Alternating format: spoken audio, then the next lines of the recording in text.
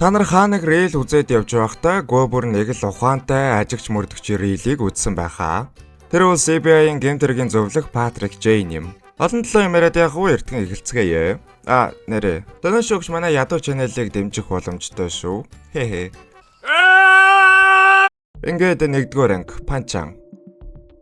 Цувралын эхний анги эхлэхэд нэг хүү хөршийнхөө охиныг хороосон хэрэг сэжиглэгдэн баригдаж байгаагаар гарна. Патрик манч ирсэн хөөгчнийг хараад алуулсан охины ээж аавыг ч нэг ажиглаваа. Эхнэр нь нэг л тухгүй хөндийч хэмээр харагдах бөгөөд Патрик ч кофе уусан шигэ эхнэртэй жич уулзав. Тэгэд бүр зүгээр ч яриа эхлүүлэлгүй шууд л эхнэрийнх нь хамаг нарийн нанд мэдээллийг нь торох юмгүй хэллээ. Ингэсний учир нь мань бүсгүй охиныг нь нөхөр нь алсан гэж бодоод байгааж. Тэрийг харин Патрикаас нууж чадахгүй шүү гэдгийг ойлгуулах гэж тэгжилдэ. Удалгүй нөхөр нь орж ирэх бөгөөд чи охиноо хөнөөсөн. Гэт Патрик улаан өөрөн дээр нь хилээ таялаа бурхан буддаа минь гэж. Бүсгүйч цаад өрөөгөө гүйж орж буу авч гарч ирээд нөхрөө газар дээр нь буудаа таялаа шүү. Үүнээс 2-7 хоногийн дараа нэг жижиг хотод Фрайс Таг гэх ах トゥ ус амралтын өдрөөрөө гольф тоглоцоход гэртээ ирвэ. Гэтэл гэрийнхэн том өрөөнд хөрш Тэнэн нь бүр унтлахын өрөөнд Фрайсийн эхнэр алуулсан байх нь тэр. За ингээд хэргийг мөрдгөөр CBI-ийн мөрдлөгийн багийнхан болох Треса, Чо, Риксби, Грейс нар ирв. Хэргийн газарт ирэхэд нь Патрик маань хүлээгээд байж байдгийн. Уг нь эртээдийн охины хэрэгээс болоод хэсэг зөвлөхөөр ажиллах зөвшөөрлөө алдчихжээ. Охины хэрэг харин юу болсон бэ гэхээр аав нь охиноо хүчрхийлдэг байсан байвал яах вэ? Хэдий тэрийг нь Патрик мэдсэн ч хангалттай нотлох баримт олдоогүй мад даянзна. Тэгээ дээрээс нь амар chaos болсон шүү дээ тэн дээр. Харин Тэнэн болон Фрайсийн эхнэр Алисон дээр үзлэг хийх ба арай нууц амрагуд байсан юм болов гэсэн. Үгүй эрэхтэй нэжил гүйцэн байсан юм байна. Гэт Патрик хэлж байгаа байхгүй. Өнөөдрөөч Тэнэний ажлын хамтрагч сэтгэл зүйч Вагнертай уулзаж нэрэл Тэнэн ижил хүйстэн байсан мэдэн. Гэрт нь харин ханан дээр баярлсан эможиг зурж үлдээсэн байх бөгөөд энэ нь Ред Джон гэх алдартай алуурчны тэмдэг юм байх. Гэсэн хэдэж Патрик алуурчин Ред Джон биш гинэ. Ред Джон нэг төрлийн уран бүтээлч шиг нөхөр бөгөөд тэмдгээс шууд л хүний нүдэнд харагдах буюу хаалга руу харуулж зурдаг гин. Үүний дараа Треса, Патрик хоёр Вагнер доктортой уулзахаар явдаг. Нэг их сүртэй зүйл олж мдэггүйч Патрик маань дараа уулзаж сэтгэл зүйн зөвлөгөө маягийн юм авахар боллоо. Харин Чо, Криспи хоёр Фрайстай уулзаж амралтын өдрөөр юу хийсэн гин шалгаасан нэг л сэжигтэй байв. Тэгээд нэлээд лавшруулад асуусан ах тааг нь "Үнэ хэлээ Фрайс. Тэргүү дараа нь чиний картын мэдээллийг харчин штэ." Гэх бөгөөд Фрайс амралтын өдрүүдээр төлбөртэй барилдаа хийсэн байж таарваа.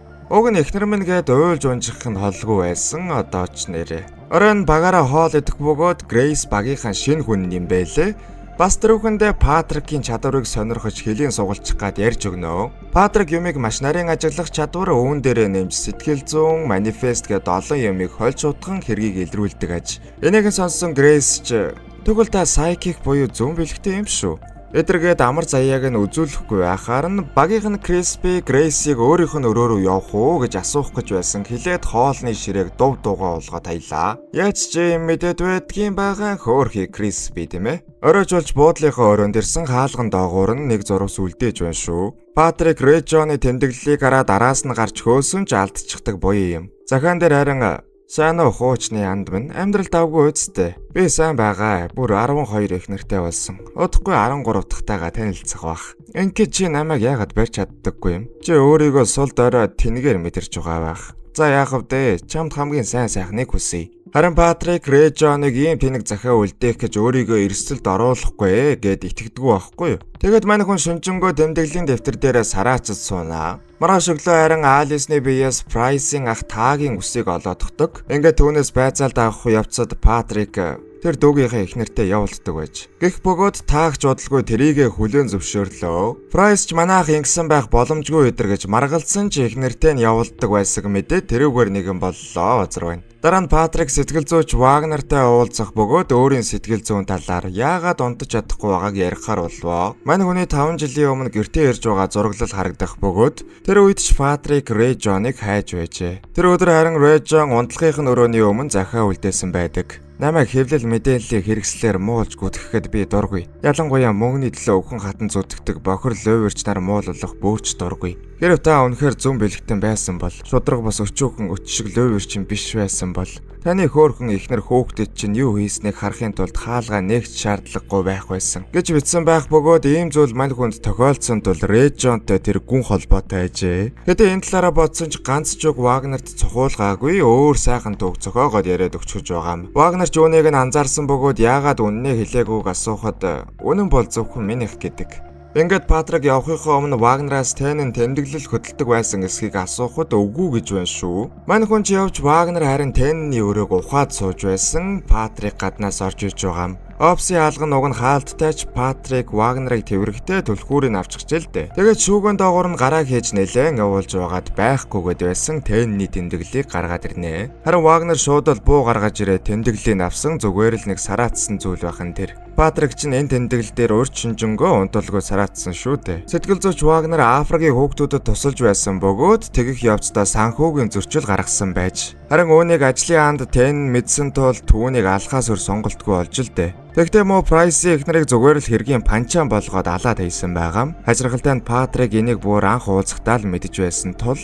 уулзалт сэтгэл зүйн зөвлөгөө идэргэж л дээ. Патрик ч сайхан Вагнерыг сарниулж байгаад гарц зугтаж чой нэг юм ирснээр түүнийг барьж авлаа. 2 дугаар анги улаан үст. Дараагийн анги дээр жижиг хотын харалдаа нэгэн охины цогцос олдсноор кино эхэлдэг.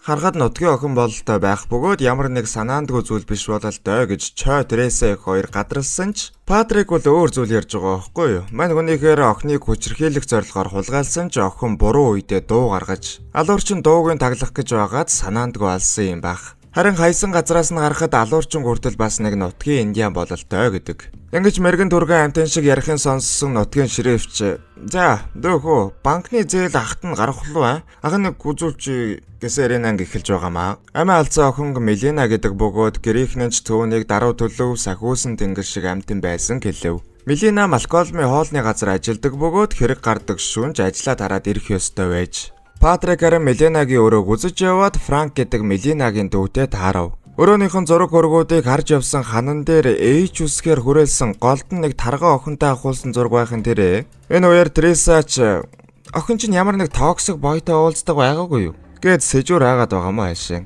Патрик ч гарч ирж Мелина найз залуутай байсан бөгөөд тэрнийх нь нэрний эхний үсгийг H гэдгийг хэлнэ. Хачиргалтай нь Мелинаг яг тарах үеэр шериф Мелинагийн ажил дээр явж байсан байвал яах вэ? Тэгэд ч болоогүй сэжигтэй машин маш хурдан тэрүүгээр явж байсан гэдэг.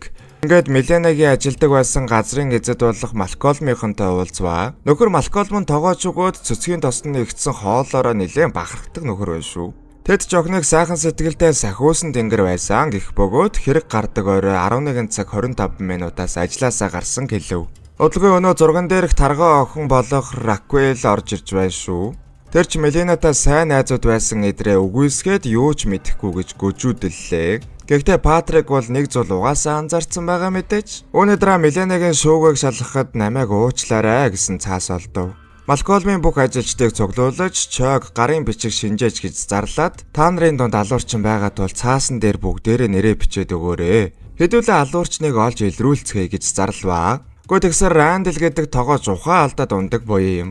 Ер нь бол Патрик хин намайг уучлаарай гэж бичснийг нь олох гэж л албаар ингэж л дээ тийм ээ санаа гэж Сабак. Ингээд түүнийгч байцааж хэрэг гардаг шөнө Мелинатай уулзсан эсхийг асууваа. Рандл Мелинаг алуулахын өмнөх орой түүнтэй уулзсан бөгөөд түүнтэй нэлээ өрхөн яриа өрнүүлж байгаад барилдах уу гэж асуугаад бүлдэгдүүлээд үлдсэн байгаа байхгүй. Тэгээ тэрнээсээ болоод Мелинагаас уучлалт гуйх гад намайг уучлаарай гэдэг захиа шүүгэнд нь үлдээсэн байж таардаг. Нөгөө талд Грейс гэмт хэргийн түүх шалгаж байгаад Мелина шиг улаан гүстэй залуу охид хүчндүүлж буудлын өрөөнд сэрсэн хэд хэдэн тохиолдол тэр авд нь гарсан мэдвэ. Үүнийг сонссон Патрик ч алуурчин гаж нөхөр хэдий ч өөрийн ухамсартай захирагдан охтыг ингэдэг байх гин. Харин Мелинаг хулгайлах үеэрээ санаандгүй алдаа гарч түүнийг алсан байхаа гэдэг. Тереса их бол харин токсик бойфренд нь алсан байх ёстой гэдэгт итгээд байгаа юм. Энэ үеэр Реквелээс байцаалд авахаар авчрах бөгөөд Патрик ч бүтэхгүй зүйл ярьж бие мэйд нь хүрээд байваа. Тэгсэр Реквел шуудхан үннээ хэлчихдэг. Мелина Реквелийн үеэл Хектор гэдэг залуутай уулздаг байсан бөгөөд үеэлэнч хар тамхи эдэр зардаг эвгүй гар болохоор айгаад юм хэлээгүй байж л дээ.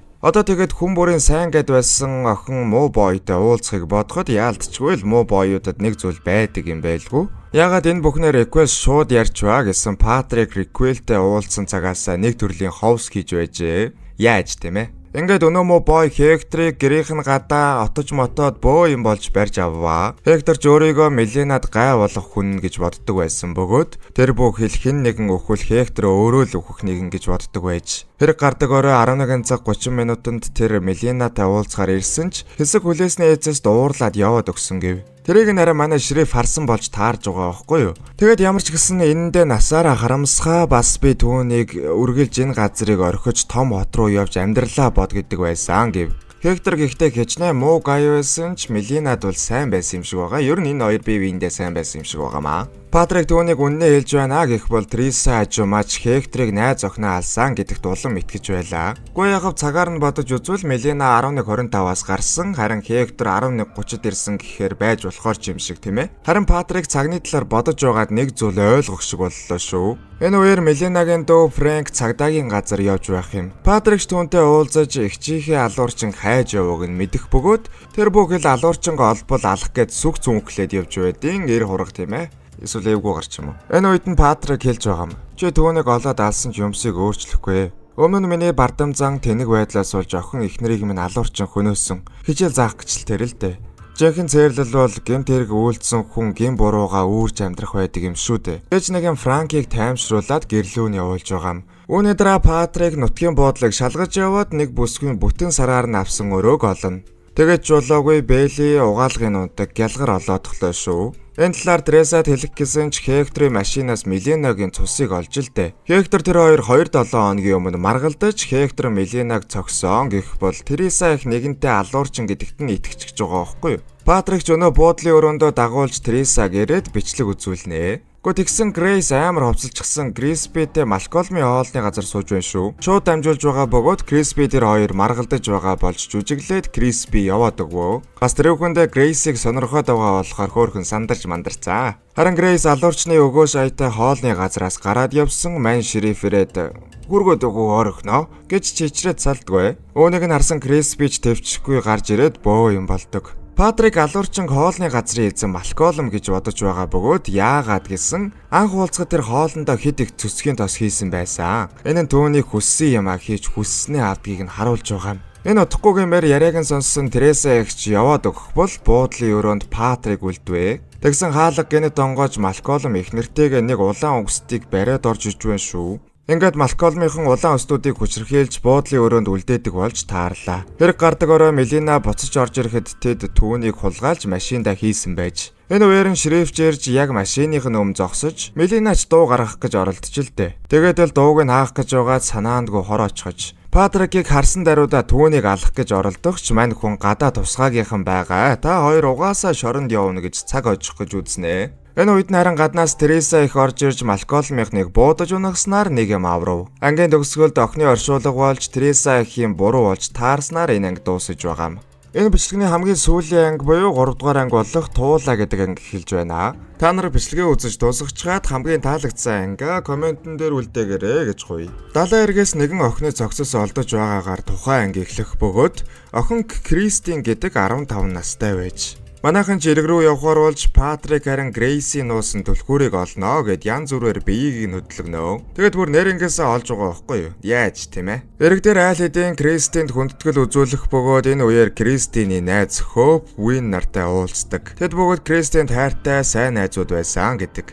Харин түүнийг найз залуутай байсан эсхийг асуухад Данигийн талаар дурснаа. Хэдий Данитай бас найзууд байсан ч хаяа барилддаг байсан юм бах. Патрик харин энэ үед гэнтэл Хоп Вин хоёроос хэрвээ Крис амтан байсан бол ямар амтан байх байсан бэ гэж асуудаг. Хоп бол энд нь олон юм бодохгүй туулаа гэж хэлж байгаа байхгүй юу? Ингээд ярилцлагч дуусаж Патрик маань харин далайн эрэг дээр үлдлээ шүү. Дүр солигдож Треса Грейс хоёр Крисийн аавтай уулзахаар ирсэн байгаагаар гарна. Аав нь нэлээд цогтөг байрын бас хүүхдүүдэд анхаарал угаасаа тавьдгүй эцэг болтой байдаг.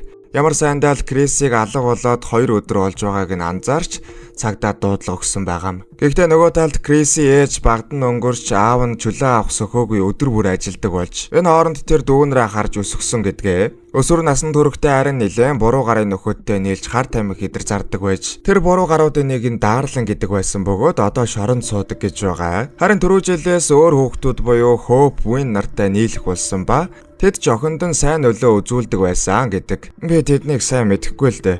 Гэхдээ нэрийг нь сонсох нэ Хоп Вин Дани бас шин залуу Pfeiffer тэднүүстэй нийлдэг байсан. Энэ үеэр Патрик далайн эрэг дээр цай зэдэр бариад бүр алж өгж байдیں۔ Уг нь сэжүүр хайгаад байгаа юм шиг байгаамаа. Яжагт амар олон хүн баярлцсан. Баяр хүргээд хажууд нь цай цийж байсан охин бүр атаархаад байгаа байхгүй юу? Тресач Крисийн хоригдож байгаа хуучин найз Дарлинтай уулзахаар ирсэн байдаг. Угаасаа Харважийн бүтггүйгээр Крисийг өөрийнх нь хэрэг дээр тусалнаа гэхдээ нэг юм ам нээж байгаа юм. Крис нэг удаа өөрийнхөө барилддаг Ахмад насны 50-аад оны хөгжим дуртай эрийн талаар ярьжээ. Нэрийг нь хэлээгүйч түүнийг Forbes гэж дууддаг байж. Энэ үеэр Church Pfeiffer-ийн талаар судалж эрэг дээр амьдардаг сөөр өвчин нөхөр гэдгийг нь олж мэдэв. Ингээ түүний гэрт нь баахан буу шийдэн болоод очисон мань Патрик хамт тоглоод сууж байдаг буюу юм аа. Pfeiffer өмнө нь эмэгтэй хүнд гар хүрж байсан эдэргээд гинт хэргийн бүртгэлтэй бас бүтэхгүй гараа байхгүй. Тэгээ чи Кристтэй барилцсан уу гэсэн. Би зөвхөн насанд хүрсэн хүнтэй л тэгдэг. Яг мэдээж би түүнд сайн байсан. Тийм охтыг төрсөн өдрийг хүлээж байгаад бэлгийг өгдөг юм гэж тоогчгүй хэлэх бөгөөд энийг нь сонссон Патрик ч энэ эмэгтэй чамд хэрэг нээж чадна.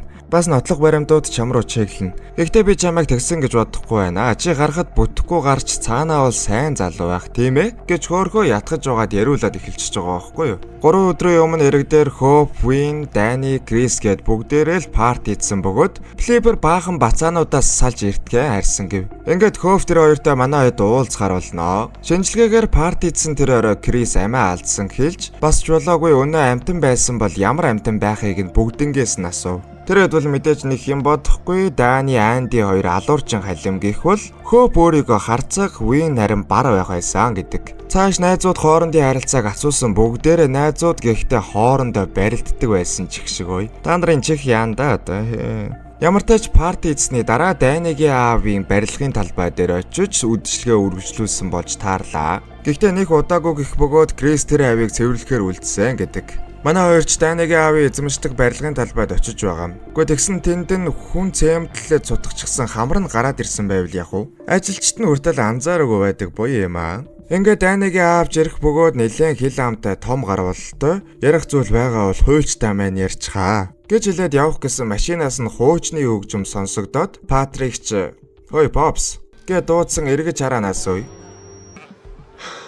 Айго! Тэгэр Крис найзуудтайгаа бас Данигийн аавтай барилддаг болж таарлаа. Уг нь 15 та охин шүү дээ. Мэдээж Данигийн аав юу гэж хүлээн зөвшөөрөхөө Патрик ч түүнийг барай гэж Тересад хэлж тэрүүгээр нэг юм болноо. Эцэст нэг юм Данигийн аавыг барьсан ч аав нь томоохон нөлөө бүхий хүн бас нотлох баримт гих зүйл байхгүй болохоор удахгүй судлагдах юм байх. Энэ үеэр харин Патрик Hope тэр рүү залгаж найзынх нь алуурчин олж өгөхөд туслахыг гуйлаа. Ингээд тэдэнтэй барилгын талбайд уулзаж Данигийн аав найзтай нь барилддаг байсан хэлэхэд бүгдээрээ ч мэддэг байх шиг ой. Заваарсан гэдэг үгч багдахаар юм аа. Үүний дараа парти болсон газар ирж Патрик маань нэг төрлийн ховс хийж тэр орой юу болсонг нь сануулах юм байх.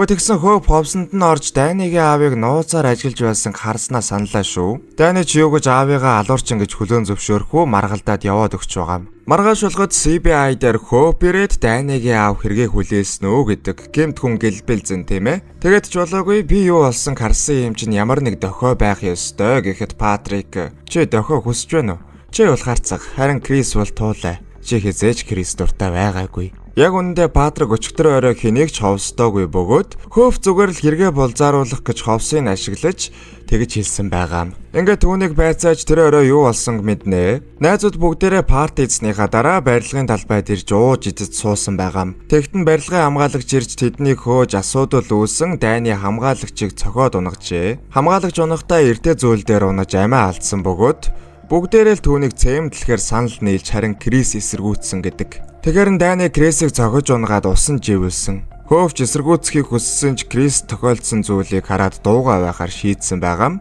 Гэхдээ Hope олон удаа худлаа хэлсэн болохоор Даниг сайхан нүүрэлдүүлж байгаад мэдүүлэг авдаг. Дани харин арай өөр зүйл ярьдаг нь Hope Крис дугаасаа дургу байсан. Крис яраас Дани Win гэд бүх өвгүүд өгдөг байж. Тэгээ тэр орой Крис буруу зүйл хийсэн болохоор цагдаа нарыг дуудъя гэхэд Hope Крисийг цогж унгаж живүүлэг санаа гаргасан юм баха. Hope ч бүр энэ үед нь цохронгоо барж энэ бүхнийг би чиний төлөө л хийсэн. Тэр аавтай чинь хүртэл явдаг байсан. Тэр чиний амьдралыг сүрүүлэх байсан. Энэ бүх яриа нь мэдээж бичигдэж байгаа болохоор Hope, Dani, Win нарч хэрэгтэн болохоос гадна Dani-гийн аав хүртэл баригдаж байгаа юм. Ингээд ангийн төгсгөлд Крисийн аавд Тереса их хандан аав маань таньшгал сайхан сэтгэлтэй хүн байсан. Гэвч ээжийг өнгөрөхөд архин дорж урууга алдсан. Намайг болон дүүнрийг маань арайч алчгалгүй өөрийгөө хөнөөсөн. Тийм болохоор та хүүхдүүдтэй бас өөртөө тусуулах хэрэгтэй гэж хэлэн сэтгэл зүйчийн дугаар өгснөөр энэ анги маань дуусаж байгаамаа. Бичлэг маань энэ хүрээд дуусаж байна. Тэгээд манайхан штэ. Хамгийн таалагдсан анги комент хэсэгт үлдээгээрэй. Тэгээд манай сувыг дэмжин донешн өгөх боломжтой дараагийн бичлэг уулзтал түр баяртай.